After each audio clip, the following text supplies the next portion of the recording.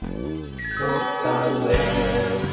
a fé, conhecer a Jesus, que nos fala através da palavra de Deus. Apresentamos Através da Bíblia, o programa que leva você ao estudo sistemático e detalhado do livro dos livros, a Palavra de Deus. Este projeto, que tem como objetivo estudar toda a Bíblia Sagrada em 5 anos, foi idealizado pelo Dr. J. Vernon McGee. Os estudos são produzidos, contextualizados e apresentados pelo pastor e professor Itamir Neves. Convidamos você, ouvinte, a acompanhar esta jornada através da Bíblia. Olá, amigo, estamos iniciando mais um programa da série Através da Bíblia. Você sabe que esse programa tem por objetivo estudar a Palavra de Deus, comentando detalhadamente os seus diversos textos no propósito de proclamar todos os desígnios de Deus para cada um de nós. Você sabe também que não existe no mundo um livro que se possa comparar à Palavra de Deus, a Bíblia Sagrada. O Deus Santo, que ainda fala, usou homens santos, isto é, separados, para registrar a sua mensagem a todos nós. Tudo quanto Deus tinha a nos dizer, Ele nos disse e está registrado na Bíblia Sagrada. Por isso, é importante estudá-la. Demonstrando, então, esse interesse pelo estudo bíblico, hoje eu registro o e-mail que a Mara nos enviou da cidade de Curitiba, capital do estado do Paraná. Foi essa a sua mensagem. Amados, tenho sido muito abençoado com as aulas do pastor Itamir Neves. Ele é uma grande bênção em nossa vida. Gostaria de saber como devo fazer para receber as apostilas das aulas dele, ou CD ou DVD. Por favor, me ajudem. Desde já fico muito grata. Um abraço da Mara Penteado. Querida irmã, muito obrigado por suas palavras. Queremos que você se sinta em unidade conosco. E, na verdade, o nosso objetivo é esse. Desejamos, através desses estudos, edificar muitos irmãos e muitos amigos, levando alguns à salvação em Jesus Cristo e edificando outros na sua vida cristã. Como já lhe respondi por e-mail, para conhecer alguns materiais já publicados, é só entrar no site da RTM e na loja virtual você terá as informações de como proceder para adquiri-los. Agora eu quero convidá-la para aquele momento sempre gratificante do nosso programa, quando nós procuramos a Deus e, através de uma palavra de oração, pedimos as suas bênçãos para esse programa. Junte-se a nós nessa oração e a todos que estão nos sintonizando agora, vamos colocar as nossas vidas diante do Senhor. Pai querido, nós queremos te agradecer pelo privilégio de podermos abrir a Tua Palavra e estudá-la. Abençoa-nos, Senhor, nessa hora de estudo e meditação da Tua Palavra. Dê a Tua bênção para a Mara e a todos os que nos ouvem nesse momento.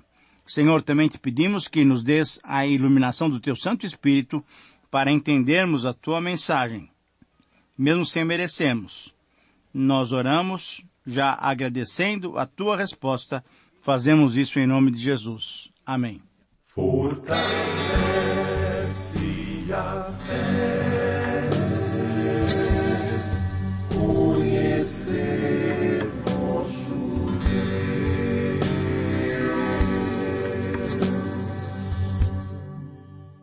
Querido amigo, hoje temos como propósito estudarmos a segunda carta de Jesus enviada às igrejas da Ásia. Vamos estudar a carta escrita à igreja em Esmirna. Vamos estudar Apocalipse 2, 8 a 11. Então, esta é a segunda carta escrita por João, carta ditada por Jesus para mais uma das 7 igrejas. Agora, sempre é bom lembrar que essas igrejas eram independentes, eram formadas pelas pregações dos cristãos que testemunhavam da nova vida em Cristo. Como sabemos, naqueles dias, essas igrejas eram estabelecidas nos lares. Não havia templos ainda. Não havia locais designados para a proclamação do Evangelho para a reunião dos cristãos. Eram nas casas, nos ambientes informais dos lares, que as pessoas conheciam o poder do Evangelho e assim se convertiam, assim passavam das trevas para a luz. É importante lembrarmos que não havia uma estrutura denominacional ou hierárquica entre as diversas comunidades. A unidade era estabelecida pela mesma fé, pela mesma doutrina, pela submissão ao Senhor da Igreja, ao Senhor Jesus Cristo. Por isso mesmo, embora fossem na mesma região, todas pertencentes à província romana da Ásia, havia necessidade de 7 cartas bem diferentes em que Jesus destacou aspectos específicos para cada uma dessas igrejas. Isso reforça a importância de se respeitar a autonomia de cada grupo e, por isso, então, 7 cartas. Essas 7 igrejas se encontravam numa área relativamente pequena. Uma pessoa que fosse entregar essas cartas a cada igreja viajaria num circuito de mais ou menos 500 quilômetros, ou seja, uma viagem de 250 quilômetros de ida e 250 quilômetros de volta. Nessa pequena área da Ásia, essas 7 igrejas demonstravam características bem distintas, porém todas elas muito bem conhecidas pelo Senhor Jesus. É interessante notarmos que Jesus não enviou uma carta ao bispo da Ásia. Não existia qualquer ofício de líderes regionais entre as igrejas primitivas. Para resolver de uma vez por todas as questões nas várias igrejas, Jesus escreveu ou ditou, pediu para João escrever 7 cartas. Embora tenhamos que admitir que quando Paulo deixou Timóteo em Éfeso, provavelmente na metade da década de 60, ele confirmou ao seu discípulo que, quando eu estava de viagem rumo da Macedônia, te roguei permanecesses ainda em Éfeso para admoestardes a certas pessoas, a fim de que não ensinem outra doutrina, nem se ocupem com fábulas e genealogias sem fim, que antes promovem discussões do que o serviço de Deus na fé, conforme 1 Timóteo 3 e 4. Paulo deixou Timóteo, mas Timóteo não era o bispo daquela região, ou a autoridade maior sobre as diversas comunidades asiáticas, mas ele podia e deveria ajudá-las a se desfazer dos hereges que queriam perverter a sã doutrina do Evangelho. Então é possível perceber que essas igrejas não eram subordinadas à autoridade de alguma hierarquia. Não havia laços estruturais entre essas congregações. Havia, sim, o cuidado apostólico por todas as comunidades cristãs. Cada congregação dirigia a sua própria vida, com seus próprios desafios e a sua própria personalidade. Por essa razão, cada comunidade recebeu uma mensagem direta da parte de Jesus, o Senhor da Igreja, que conhece todos os detalhes das nossas vidas individuais ou comunitárias. Como seria a carta que Jesus escreveria para a sua comunidade? Para a comunidade de você que está me ouvindo agora. Cada comunidade cristã deveria responder, deveria reagir às observações, às avaliações que Jesus fazia sobre cada uma delas. Individualmente, deveriam dar uma satisfação ao Senhor da Igreja. E hoje, nos dias em que estamos vivendo, muitas pessoas fazem questão e até lutam por denominações e querem preservá-las e valorizá-las além do que necessitam. Como disse um estudioso contrário às denominações, as pessoas que querem seguir hoje em dia as instruções do Novo Testamento devem se lembrar desse fato. Não há base bíblica para se criar ou manter organizações religiosas ligando as congregações. As hierarquias nas denominações e as conferências e congressos estaduais, regionais, nacionais e até internacionais são invenções dos homens. Particularmente, eu mesmo não creio que seja algo errado termos denominações. Temos diferenças de interpretações, mas quando se dá um valor maior para elas em detrimento do valor que devemos dar à sã doutrina, aí sim eu creio que corremos um sério risco, porque somos diferentes, pensamos de modo diferentes e temos experiências diferentes. Eu creio que Deus permitiu a existência das denominações. Porém, temos que nos lembrar que somos todos, formamos todos um só corpo, porque temos um só Senhor. Somos o corpo de Cristo e é a voz dele que devemos ouvir com atenção. E para atentarmos para a mensagem do Senhor, precisamos conhecer esta cidade e esta igreja de Esmirna. Necessitamos conhecer, então, em primeiro lugar, a cidade de Esmirna, para não perdermos nenhum detalhe das palavras inspiradas pelo Senhor dirigidas a essa igreja. O nome Esmirna vem do latim, que significa mirra. Esta é uma antiga e florescente cidade situada na costa ocidental da Ásia Menor, à entrada de uma linda baía que atualmente, assim como nos dias do Novo Testamento, é um centro de comércio dos países orientais. Atualmente é uma província pertencente à Turquia e hoje o nome dessa cidade é Izmir, onde vive uma população de aproximadamente 1/4 milhão de habitantes. Essa cidade ficava aproximadamente a 60 quilômetros ao norte de Éfeso. Ela foi fundada por volta do ano 1000 a.C. pelos gregos. Em 627 a 600, mais ou menos, antes de Cristo, essa cidade foi dizimada. E ela era uma colônia grega. Ela foi dizimada pelos lídios, passando a ser apenas um vilarejo. Aproximadamente no 3º século, por volta do ano 200 a.C., ela foi reconstruída por Lisímaco e tornou-se rapidamente um dos grandes centros asiáticos, tornando-se também uma importante representante do Império Romano na Ásia, uma das cidades mais belas da região. A cidade que estivera morta, ela reviveu.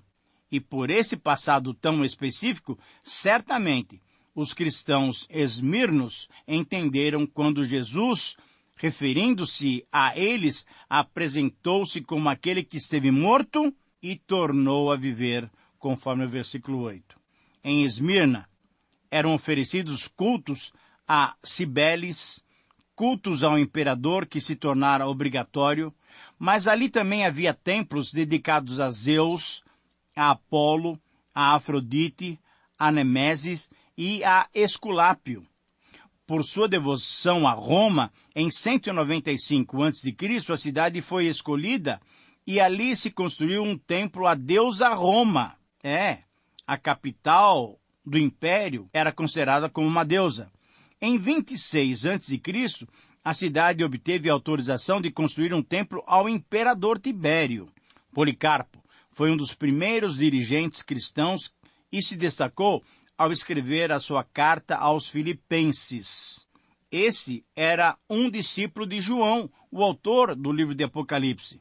E ele construiu uma ideologia do martírio como algo glorioso que o cristão poderia ter porque estava sofrendo em nome de Jesus Cristo. Esse Policarpo era um polemista e enfrentou Márcion, o herege, e diante de tamanha idolatria e adoração a homens, ele deu sua vida, sendo martirizado numa fogueira, e morreu testemunhando de Jesus Cristo em 156 como um mártir, vítima da perseguição romana, já quando já era bem idoso, aos 86 anos. Agora, em segundo lugar, precisamos conhecer também um pouco da história dessa comunidade cristã, a Igreja Cristã em Esmirna. Como mencionamos, Esmirna significava mirra, uma erva amarga, nome bem apropriado para uma cidade que era amarga para com os cristãos. Cristãos que foram fiéis até a morte. Entende-se que o Evangelho chegou até aquela localidade através do resultado da evangelização de Paulo em Éfeso, conforme Atos 19. Certamente, como em outras cidades, o Evangelho enfrentou forte oposição por parte dos judeus e dos gentios. A carta dá a entender que a comunidade cristã sofria perseguição bastante hostil por parte dos não cristãos. Pelo fato de Jesus não condená-la, aparentemente essa igreja era bem-sucedida espiritualmente. O elogio feito e o estímulo para continuarem fiéis nos oferecem o tema para a compreensão dessas palavras dirigidas por Jesus à igreja. A mensagem que o Senhor trouxe a essa igreja serve para todos nós, para todas as igrejas cristãs. Esta, na verdade, é a menor das 7 cartas que Jesus enviou às suas igrejas na Ásia. E nela, o Senhor Jesus chama a atenção da sua igreja para a importância da fidelidade. Por isso, ao estudarmos essa carta, vamos dar-lhe o título seguinte: A importância da fidelidade, carta à igreja em Esmirna. Eu repito, esse é o título, então, com base em Apocalipse 2, 8 a 11. A importância da fidelidade, carta à igreja de Esmirna. Querido amigo, a fidelidade é uma característica cristã. Na verdade, é um dos aspectos do fruto do Espírito, conforme Paulo mencionou quando escreveu aos Gálatas.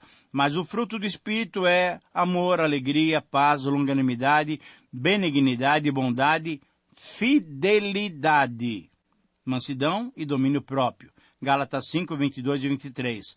Certamente, nós sozinhos, sem a presença poderosa do Espírito Santo, não conseguimos desenvolver essas virtudes, mas quando nos esvaziamos e permitimos que Ele nos encha, conforme Efésios 5,18, esses frutos, esses aspectos do fruto do Espírito podem ser vistos em nós.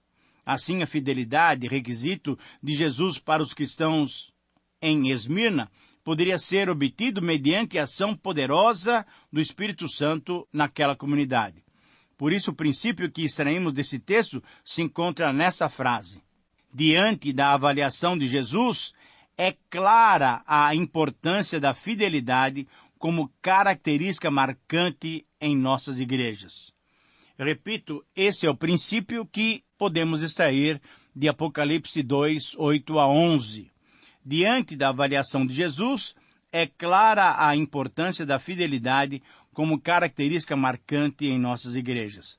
Nesses versos, nós vamos encontrar 5 aspectos que compõem essa avaliação de Jesus sobre a sua igreja. O primeiro aspecto refere-se à apresentação de Jesus para a sua igreja, conforme o versículo 8. Ao anjo da igreja em Esmirna escreve: essas coisas diz o primeiro e o último, que esteve morto e tornou a viver. Ora, essa expressão já foi alvo da nossa atenção, conforme o capítulo 1, versículo 17 e 18. Jesus afirma a sua eternidade e divindade com a mesma força de expressão usada no versículo 8. É uma afirmação de divindade usada também por Isaías. A aplicação desse termo a Jesus é uma das muitas provas da sua divindade. Qualquer pessoa ou doutrina que negue que Jesus é Deus, necessariamente o trata como um mentiroso, pois ele alegou ser divino. Essas coisas, diz o primeiro e o último, nessa frase, Jesus começa, para esta igreja, a mostrar, a enfatizar a sua eternidade. Eu estive morto e tornei a viver. Exatamente é a afirmação que nós já tratamos no capítulo 1, versículo 18. Mas essa frase destaca a vitória sobre a morte na ressurreição. Na situação dos discípulos de Esmirna, encarando essas perseguições terríveis, seria especialmente importante lembrar da ressurreição de Jesus. O Senhor deles, o nosso Senhor, não fracassou diante da morte. Ele a venceu. Jesus venceu a morte. Então, eles, sendo fiéis, poderiam ter a mesma esperança. O segundo aspecto refere-se à aprovação de Jesus. Veja o versículo 9. Conheço a tua tribulação, a tua pobreza, mas tu és rico. E a blasfêmia dos que a si mesmos se declaram judeus e não são, sendo antes sinagoga de Satanás. Querido amigo, Jesus, no meio dos candeeiros, viu o sofrimento dos seus seguidores. Da mesma maneira que ele se compadeceu dos angustiados na terra durante o seu ministério, conforme Marcos 1:41, quando relata que Jesus curou a muitos, ele também olhou com compaixão para aqueles que sofriam em Esmirna. Mesmo assim, ele não os poupou de toda a dor, como veremos no versículo 10. A palavra tribulação aqui significa pressão que vem de fora. Ele conhecia a nossa pobreza, a pobreza de Esmirna, mas é interessante que ele diz, você é rico. Apesar de morarem numa cidade próspera, os cristãos em Esmirna eram pobres. Provavelmente sofriam discriminação por causa da fé e assim tinham se tornado pobres. É bem possível também que tivessem sacrificado seus recursos em favor do Evangelho, como os macedônios também tinham feito para ajudar os irmãos necessitados alguns anos antes, conforme 2 Coríntios 8, 1-9. Mas a pobreza material não tem importância quando há riqueza espiritual. Veja, por exemplo, 3 João, versículo 2. A situação dos discípulos em Esmirna era muito melhor do que a da igreja de Laodiceia, que se achava rica, apesar de ser pobre espiritualmente, como veremos em 3,17. O terceiro aspecto dessa avaliação de Jesus refere-se à admoestação de Jesus à sua igreja. Mas esta é a igreja que, juntamente com Filadélfia, não sofreu nenhuma admoestação divina. Por isso, podemos passar então para o quarto aspecto dessa avaliação, que refere-se à aceitação dada por Jesus. Veja o versículo 10. Não temas as coisas que tens que sofrer. Eis que o diabo está para lançar em prisão alguns dentre vós, para ser dispostos à prova, e tereis tribulação de 10 dias. Sê fiel até a morte, e dar-te-ei a coroa da vida. Querido amigo, não precisamos temer, pois o conforto oferecido por Jesus não é o livramento do sofrimento, não é um conforto passageiro. Ele animou os discípulos em Esmirna a não desistirem por causa das tribulações que viriam logo. Covardes não têm esperança em Cristo. Pessoas que fogem da sua responsabilidade diante de Jesus por medo de sofrer não são dignas de ter comunhão com Ele. Pessoas que ensinam que o servo fiel será próspero e livre de sofrimento nessa vida, sinceramente, não são pessoas que acreditam nas palavras do Senhor Jesus escritas, enviadas a essa igreja em Esmirna. Essa frase, o diabo está para lançar alguns de vós na prisão, o diabo aqui é visto então como a fonte da perseguição. Alguns seriam presos, provavelmente aguardando o julgamento e possivelmente a morte pelo martírio. Vocês serão colocados à prova e tereis tribulação de 10 dias. O efeito da tribulação seria o de provar a fé desses cristãos. A tribulação prova a nossa fé, nos faz amadurecer. A nossa lealdade a Cristo seria então testada. E, para os esmirnos, foi testada sob ameaças de morte. Mas a perseguição não continuaria para sempre. 10 dias sugere um tempo curto, mas sugere um tempo completo. Seria uma provação completa, mas ela teria um fim. Por ter vínculos tão fortes com a idolatria oficial de Roma, Esmirna se tornou uma cidade perigosa para os cristãos. E essa carta então fala sobre as perseguições que viriam. Até décadas depois do Apocalipse, perseguições atingiram seguidores de Cristo nessa cidade. E um dos casos mais conhecidos que nós já mencionamos é o de Policarpo. Ele foi morto na sua velhice quando recusou a renegar a sua fé em Cristo. Uma carta descrevendo o martírio de Policarpo, que aconteceu por volta de 156 d.C., relata as palavras dele em resposta às ameaças dos governantes romanos. Ele disse: por 86 anos eu tenho servido a ele, e nunca ele me fez nada de mal. Como então eu poderia blasfemar contra o meu Rei e Salvador Jesus Cristo? Por isso, o Senhor Jesus disse ser fiel até a morte. O fim dessa perseguição para alguns poderia ser a própria morte. Mesmo assim, deveriam ser fiéis. Às vezes arrumamos qualquer desculpa para não fazer algo que Deus pede. Mas nada, nem a nossa própria vida, deve ser mais importante do que a nossa fidelidade a Deus. Eu dar-te-ei a coroa da vida. Essa palavra coroa refere-se à coroa de vitória. A coroa da vitória que vem de Deus. O quinto aspecto refere-se à atração que Jesus oferece à igreja. Quem tem ouvidos para ouvir, ouça. O vencedor, de modo nenhum, sofrerá o dano da segunda morte. Como em todas as cartas, Jesus chama os seus destinatários a ouvirem essa mensagem.